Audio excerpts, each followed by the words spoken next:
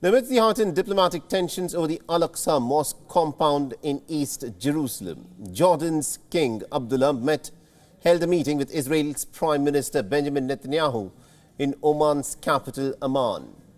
Now, according to Jordan's royal court, King Abdullah told Netanyahu that the state of Israel should respect the historic legal status quo at the Holy Al-Aqsa mosque site and should not violate it.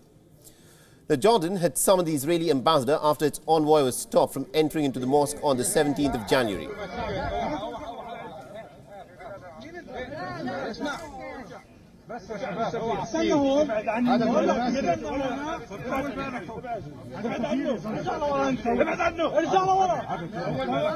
Now, the Jordan ambassador's visit to the mosque came after the right-wing Israeli Minister for National Security, Ben Gvir, had stormed into the mosque's compound on the 3rd of January, drawing condemnation from the Muslim world.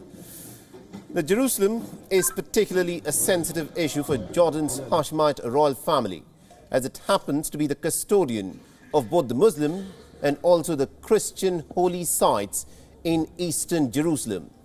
The Al-Aqsa mosque compound happens to be the third holiest place in Islam, and also this is the same place, the Wailing Wall, which is said to be the most sacred site for the Jews. Netanyahu returned to power in the state of Israel last month as the head of a coalition that includes some extreme right-wing and ultra-Orthodox Jewish parties. However, Netanyahu's return has also deepened Jordan's concerns that the ultra-right-wing policies, which include an accelerated Jewish settlement buildings within Palestinian territories in West Bank, will spark a fresh and an unprecedented cycle of violence. Netanyahu's office has said that the two leaders discussed regional issues, especially strategic security and economic cooperation between the State of Israel and Jordan. Jewish religious nationalists have increasingly toured the site and are demanding for rights for Jews to pray inside the mosque's compound.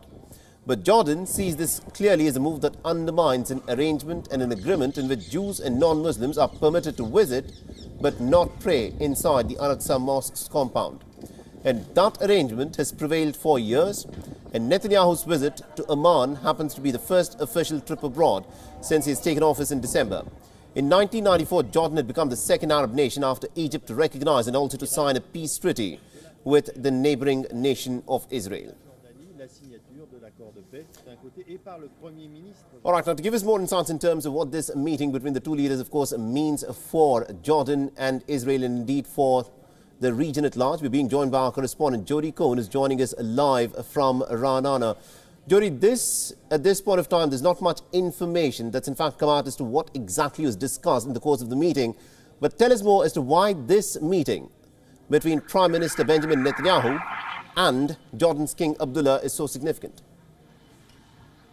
Hi, Mohammed. Yes, so this was certainly a surprise visit, and it comes amid tensions following Ben Gvir's visit 3 weeks ago to the Al-Aqsa Temple Mount compound, and also the incident that you referred to last week when Jordan's ambassador to Israel tried to visit the site unannounced, and the security guard didn't recognize him and wanted to check his ID. And Israel's ambassador to Jordan was summoned after both of those incidents. Now, regarding this visit, there have been two different readouts, of course, from both countries. Jordan referred to the bilateral ties, but really emphasized the importance of maintaining the historic and legal status quo at the holy sites and the peace process with the Palestinians, as well as the need to maintain calm. Netanyahu reportedly promised to continue upholding the status quo and discuss potential unrest during Ramadan at the site in March. But the emphasis of the Israeli readouts was really on the partnership between the two countries, talking about strategic security and economic cooperation. So it's likely that their discussions focused on the topics covered in both of those readouts.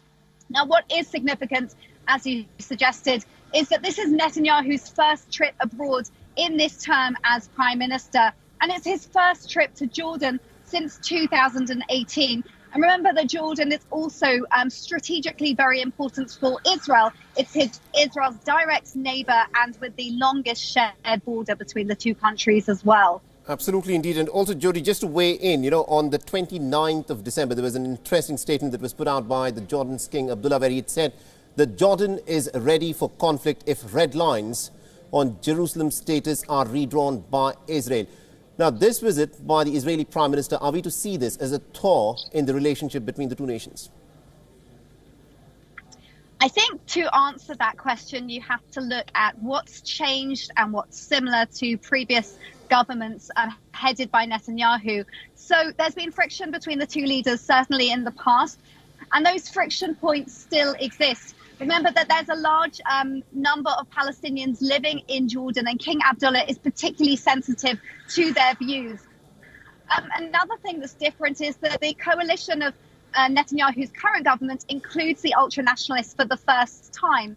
However, in the past week, Netanyahu has taken steps to indicate that he could be addressing issues that might be of concern to Jordan. For example, while Netanyahu is known to support settlements, last week the government dismantled a new outpost against the wishes of the ultra-nationalists. And Netanyahu has also kept control of the key positions when it comes to foreign policy. So that's clearly very important to him.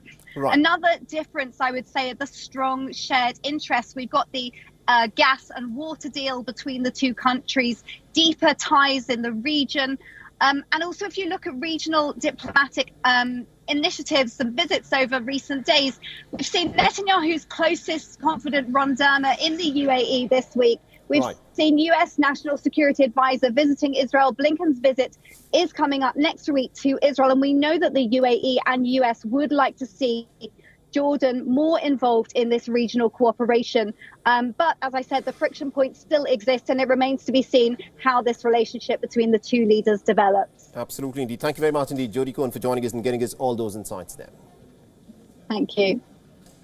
WION is now available in your country. Download the app now and get all the news on the move.